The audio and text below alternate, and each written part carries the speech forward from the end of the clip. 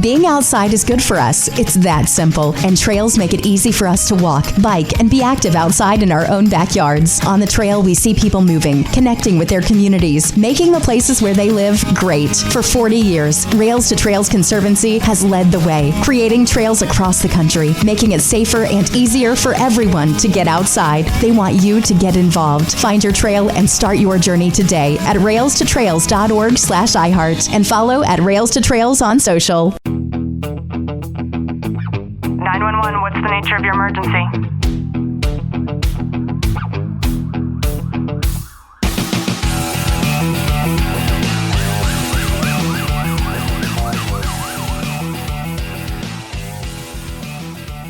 Welcome back to the Tactical Living Podcast. I'm your host, Ashley Walton, joined by Sergeant Walton. Ken, how are you? I'm excellent. So I'm going to say the quiet part out loud here. Some of the most defensive people that I have seen are people who use modalities of stress relief like alcohol and marijuana use, and that become incredibly defensive when you try to explain to them the reasons why you don't, or the reasons why you live a lifestyle that is significantly healthier than turning towards those type of modalities.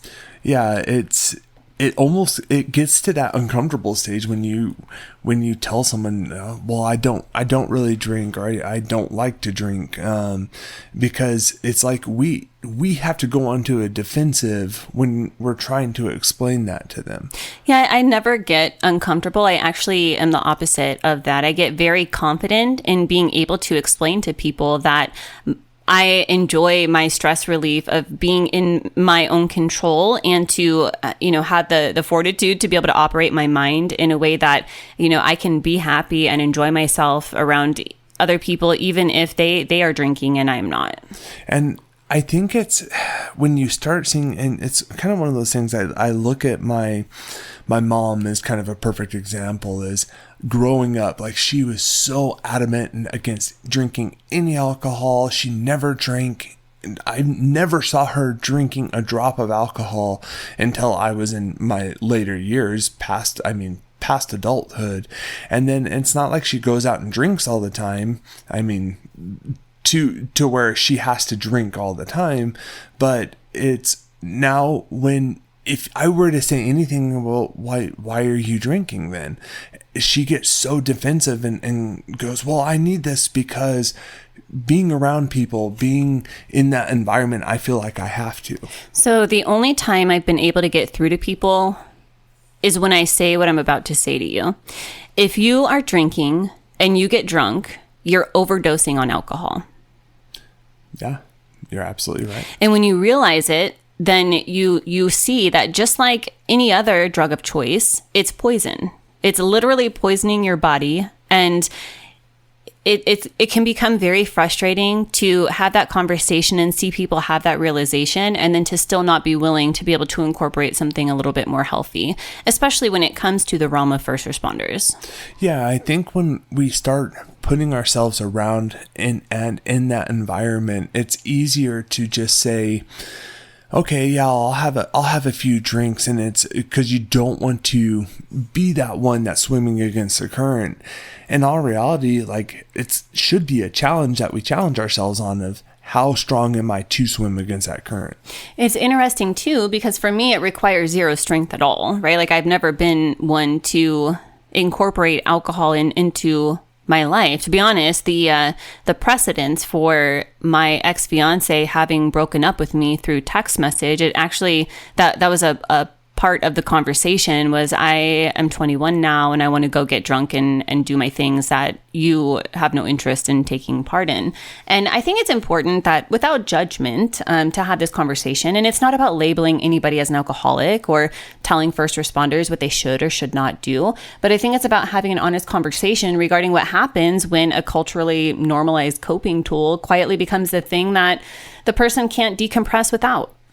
And I think when we start leaning into that as like a stress relief item, you start, once again, it's that unhealthy kind of balance of we're leaning on something that is actively hurting our bodies and actively hurting our whole mentality.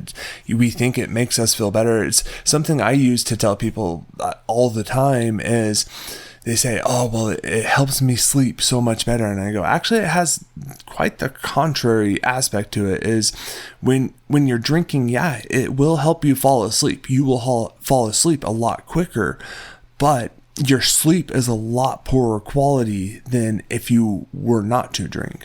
Yeah, the psychological concept here is avoidance coping and neurological dependence. And avoidance coping happens when individuals use substances or behaviors or distractions to suppress their emotional distress rather than being able to process it.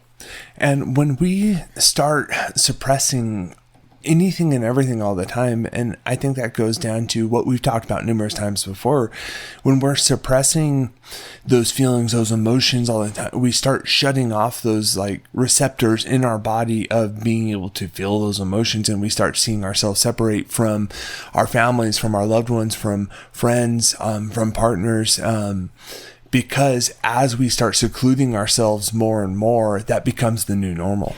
You know, you mentioned, Clint, that it could be uncomfortable to have that conversation of, I don't drink around people who are encouraging you to get drunk with them, basically. And I think the reason why is because alcohol is one of the most effective short-term avoidance tools that's available. So it's actually abnormal and uncommon for somebody to not gravitate towards that. Yeah, and it kind of goes into that when you're having that conversation, people like we're the anomaly when it's having that conversation and having to explain yourself and articulate it as, well, I just don't enjoy it.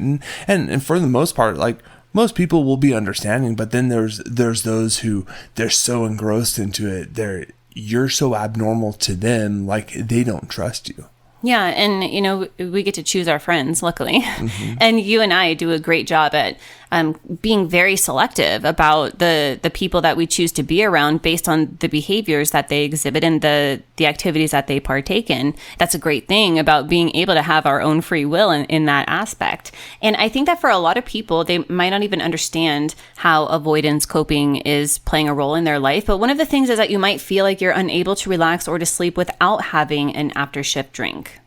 And that's where it leans into, and we've talked about this numerous times, it's finding that healthy sleep balance and prioritizing that for yourself. And when you start leaning into coping mechanisms, it starts showing our bodies like we need this to do that. And then that trick, it's almost like a trick for our minds of we cannot do this without this. And for somebody who partakes in what I believe is very healthy decisions when it comes to coping, like myself, I can tell you that if Clint came home and his coping mechanism of choice was to turn to drugs or alcohol, then I would execute every option in my toolbook and every option in toolbooks of professionals that is out of my capacity to be able to help with supporting. That if I was unable to, I could not sustain a marriage with somebody like that. So that's how detrimental that people should think that it is when it comes to somebody who's, living that straight edge life, so to speak, versus somebody who is using alcohol or anything else as a coping mechanism. And that's why I think it's so important to develop those early on healthy coping mechanisms for what's going in on throughout your life, and having the partnership and building that together with your spouse, with your loved ones. And once you do that, like, you're not going to go down those avenues. And there are signs that alcohol has become more than just a way to be able to unwind. And again, this isn't judgment, and this isn't a discussion around the occasional drink or the social drinker. This is when it's actually become your go-to decompress method. And I think one of the easiest ways is to just ask yourself, when is the last time that you remember decompressing without it? And when you start recognizing when you start recognizing kind of your historical aspects towards anything, you can start addressing it and making those changes that you want to do. And, there are ways to be able to remedy this, of course. And a lot of it has to do with pattern interruption before it actually starts to break you. And I think the first thing is to just name it honestly without the label stopping the conversation, and replace that ritual, not just the substance. And when we give ourselves those levels of forgiveness and being able to move forward from those habits that we've created, it makes it so much easier to recover from them. The truth is that our nervous system actually needs a decompression tool, but it's important to just find one that does not create dependence. If we're dependent on anything, I think that's what holds us back. And that's why we lack in finding dependence on learning things new and expanding and being able to further ourselves on a larger scale. And I think too, when we understand that we can address the underlying stress that the alcohol has been managing, then we know that the drink is a symptom and the job stress is underneath it as the source. And that goes into when we're holding on to those stressors in our lives and we're not having those healthy options of being able to alleviate those stressors and finding those healthy options to move past it, it's going to just keep holding us back more and more. I hope you've gotten some value out of today's episode. If you have, do us a favor, drop a review, subscribe down below, and as always, know that I'm sending you a long, tight hug from my home to yours.